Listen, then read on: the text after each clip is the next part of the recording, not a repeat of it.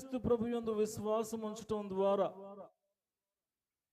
మనకి ఏమి వస్తుంది అంటే సమాధానము మనకి వస్తుంది. తండ్రి అయినటువంటి దేవుడు పరిశుద్ధుడు. మనుషులందరూ పాపము చేసినటువంటి వారే. పరిశుద్ధుడైనటువంటి దేవుడు మానవుని దగ్గరకు రాలేడు. అయితే దేవుని కుమారుడైనటువంటి యేసు క్రీస్తు పరలోకమును విడిచిపెట్టి మానవునిగా ఈ లోకానికి వచ్చి మానవులందరి కొరకు వచ్చాడు. మానవులకి బదులుగా వచ్చాడు. మానవునికి ప్రతినిధిగా ఈ లోకానికి వచ్చి మానవులకి దేవునికి మధ్య సమాధానం లేకపోతే ఆ సమాధానాన్ని అనుగ్రహించాడు. ఎలాగా అంటే మన పాపములను ఆయన తీసుకొని ఆయన కార్చినటువంటి రక్తము ద్వారా మనల్ని కడిగి నీతిమంతులుగా చేసి దేవునితో సమాధానపరిచినాడు. మరి ఒక విషయం, ప్రభువైన యేసుక్రీస్తు యందు విశ్వాసము ఉంచటం ద్వారా మనకు మరి యొక్క ప్రయోజనం కలుగుతూ ఉన్నది. అదేమిటి అంటే కృప. దేవుడు మనకి కృపను అనుగ్రహిస్తూ ఉన్నాడు. కృప అంటే ఉచితముగా పొందుకునేది. యేసుక్రీస్తు ప్రభు యందు విశ్వాసం ఉంచటం ద్వారా మనము దేవుడు అనుగ్రహించే కృపలోనికి ప్రవేశిస్తాము. మనము ఈ లోకములో జీవించినంత కాలము ఈ కృపలోనే కొనసాగుతూ ఉంటాం. ఈ అధ్యాయంలో మొదటి 11 వచనాలు మనం చదివితే ఈ విషయాలన్నీ కూడా ఉన్నాయి. వాటినే నేను ఒక విషయం తర్వాత మరొక విషయాన్ని మీకు తెలియజేస్తూ వస్తున్నాను. చూడండి, మొదటిగా మనము నీతిమంతులుగా చేయబడుతూ ఉన్నాం. దేవునితో సమాధానం పొందుకుంటూ ఉన్నాం. దేవుని నుంచి మనము కృపను పొందుకుంటూ వస్తూ ఉన్నాం. మరి ఒక విషయాన్ని మనం చూసినట్లయితే అతిశయము అని ఇచ్చాడు. మొదటి 11 వచనాల్లో అతిశయము అంటే ఇట్స్ ఎ గ్రేట్ జాయ్, సంతోషము, ఆనందము దేవుడు మనకి లోకములో ఇస్తూ ఉన్నాడు. ఎందువలన అంటే ప్రభువైన యేసుక్రీస్తు యందు విశ్వాసము చూపించటం ద్వారా, కలిగి ఉండటం ద్వారా ఈ యొక్క సంతోషము, ఆనందము ద్వారా మనము ఏం చేస్తూ ఉన్నాము అంటే దేవుణ్ణి మహిమపరుస్తున్నాం. దేవుని యొక్క చిత్తము, ప్రణాళిక ఏమిటి అంటే మనుషులు భూమి మీద జీవించేటప్పుడు నన్ను మహిమపరిచేటువంటి వారుగా ఉండాలి. ఇది ఆయన యొక్క చిత్తం. ఆయనకు మనము మహిమ చెల్లించాలి. ఆయన మన ద్వారా మహిమ పొందుకోవాలి అంటే యేసుక్రీస్తు ప్రభు యందు విశ్వాసము ద్వారా మాత్రమే అది సాధ్యం. యేసుక్రీస్తు ప్రభు ద్వారా కాకుండా మనము ఎన్ని స్తుతులు, స్తోత్రాలు చెల్లించినా కూడా అది పనికిరాదు. ఆయన యందు విశ్వాసం ఉంచాలి. దాని ద్వారా మనము ప్రయోజనాలు పొందుకుంటూ ఉన్నాం. అలానే 5వ విషయం మనం చూసినట్లయితే దేవుని యందు మనము విశ్వాసం ఉంచటం ద్వారా గొప్ప నిరీక్షణ దేవుడు మనకిస్తూ ఉన్నాడు. నిరీక్షణ అంటే హోప్. హోప్ అంటే నిరీక్షణ. అంటే దేవుడు నా జీవితంలో ఒక గొప్ప అద్భుత కార్యం చేయబోతూ ఉన్నాడు. ఆల్రెడీ చేశాడు. చాలామంది ఈ లోకంలో జీవించేటప్పుడు వారికి తమ జీవితాల్లో ఎటువంటి నిరీక్షణ ఉండదు. ఈ నిరీక్షణ మనం పొందుకోవాలి అంటే ప్రభువైన యేసుక్రీస్తు యందు విశ్వాసం కలిగి ఉండటం ద్వారా అది సాధ్యం. ఈ విశ్వాసము మనల్ని సిగ్గుపరచదు అని ఇక్కడ ఈ వాక్యంలో తెలియజేయబడుతూ ఉన్నది చూడండి. ఈ విశ్వాసము ఎవరి యందు విశ్వాసము? ప్రభు యేసుక్రీస్తు యందు విశ్వాసము సిగ్గుపరచదు.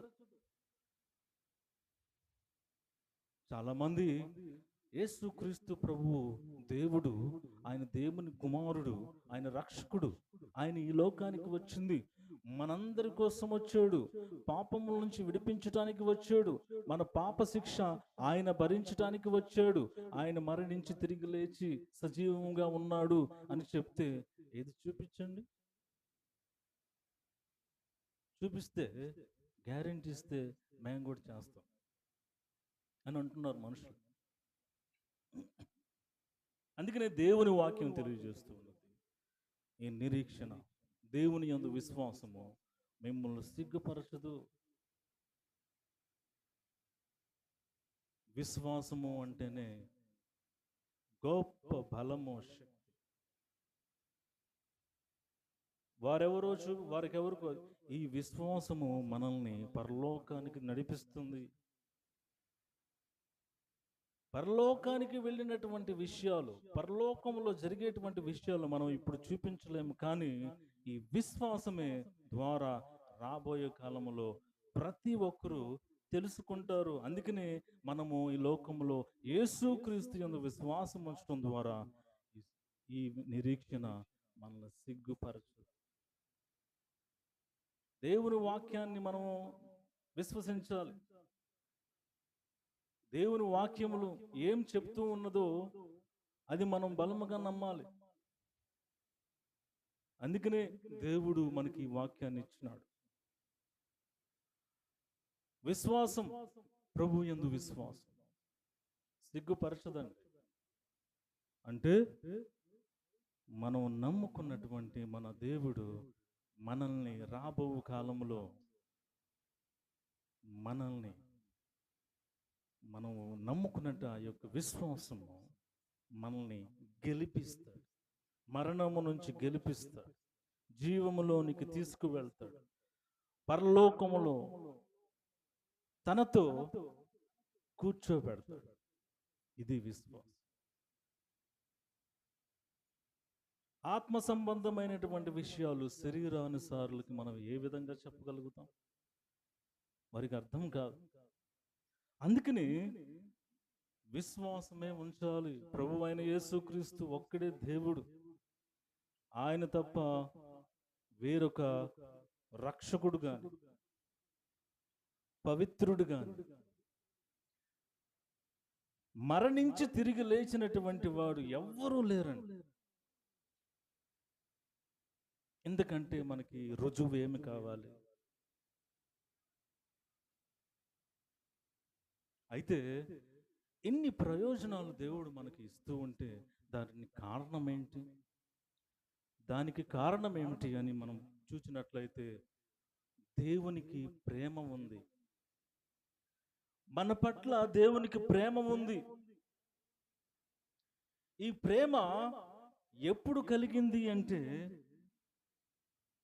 మనం ఎప్పుడైతే బలహీనులుగా ఉన్నామో అప్పుడే ఆయనకి మన మీద ప్రేమ ఉంది.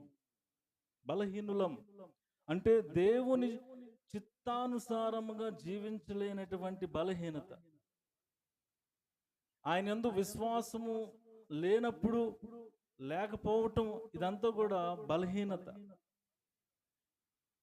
దేవుడు ధర్మశాస్త్రాన్ని ఇస్తే ఎవరు కూడా పాటించలేకపోయారు, అదే బలహీనత. అయినా కానీ దేవుడు మనుషులను ప్రేమించాడు. ధర్మశాస్త్రాన్ని ఒకే ఒక్క మానవుడు పాటించి నెరవేర్చాడు, ఆయన యేసుక్రీస్తు ప్రభు. ఈ ప్రేమ మనము ఎప్పుడైతే భక్తిహీనులుగా ఉన్నామో అప్పుడే ఆయన మన పట్ల ప్రేమ చూపించినాడు.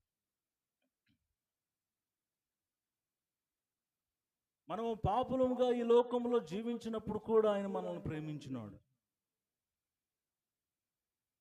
ఆయన ప్రేమించడానికి రుజువు ఏమిటి అంటే ప్రభువైన యేసుక్రీస్తు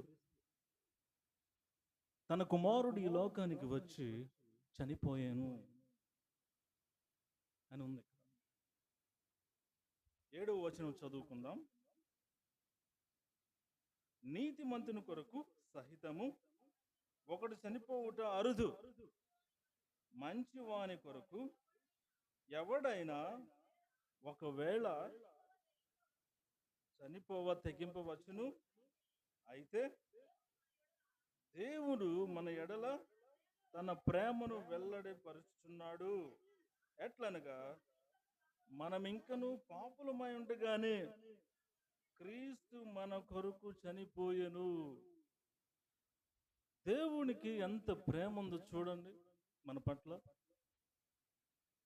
చాలా మంది ఈ లోకంలో నన్ను ఎవరు ప్రేమించట్లేదు అని తమ జీవితాలని నశింపజేసుకుంటూ ఉన్నారు. మనుషుల ప్రేమ వ్యర్థము, దేవుని ప్రేమే ఎంతో విలువైనది. యేసుక్రీస్తు ప్రభు చనిపోయాడు మన కొరకు. ఆయన మనల్ని ప్రేమించినందుకోసం. మనలో ఏ మంచితనం లేదు, బలహీనులం, భక్తిహీనులం, పాపులం. అయితే ఆయన రక్తము వలన మనము నీతిమంతులుగా తీర్చబడ్డాము.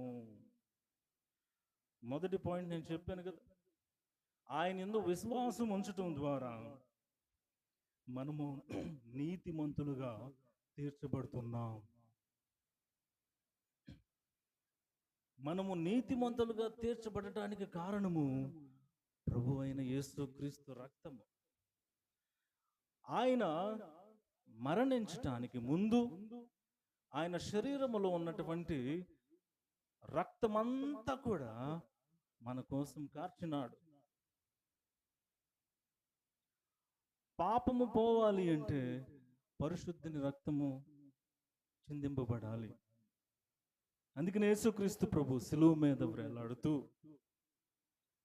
ఆఖరి రక్తపు బొట్టు వరకు ఆయన తన రక్తాన్ని చిందించాడు. అందుకనే ఇప్పుడు మనము దేవునితో సమాధానము పొందుకున్నాం. మనం ఎవరము అంటే యేసుక్రీస్తు ప్రభు ద్వారా దేవునికి పిల్లలము. We are the children of God. మనమే దేవుని స్తుతించాలి అంటే భూమి మీద, మనమే ఆయన్ని మహిమపరచాలన్నా, మనమే ఆయన్ని ఎంత ఆరాధించాలన్నా భూమి మీద మనమే. దేవుడు కోరుకుంటుంది అదే. తన అద్వితీయ కుమారుని ద్వారా ఇది సాధ్యం.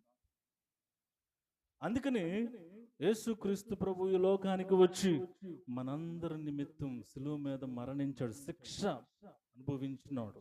అయితే ఆయన దేవుడై ఉన్నారు కనుక 3వ దినాన తిరిగి లేచినాడు, మరణాన్ని జయించినాడు. పాపము మనుషునికి మరణాన్ని ఇస్తే యేసుక్రీస్తు ప్రభు ఆ పాపం ద్వారా వచ్చినటువంటి శిక్షను అనుభవించినందున మనకి ఈ యొక్క జీవమును మనకు అనుగ్రహిస్తూ ఉన్నాడు. అందుకని యేసుక్రీస్తు ప్రభువును జ్ఞాపకం చేసుకోవాలి, మర్చిపోకూడదు.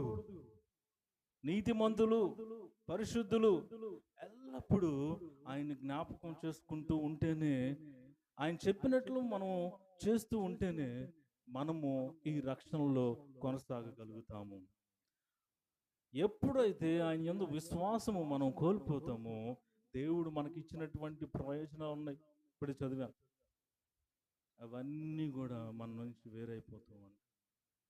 అందుకని యేసుక్రీస్తు ప్రభు చెప్పినట్లుగా ఆయన మనం జ్ఞాపకం చేసుకుందాం, ఆయన శరీరాన్ని జ్ఞాపకం చేసుకుందాం, ఆయన కార్చినటువంటి రక్తాన్ని జ్ఞాపకం చేసుకుందాం.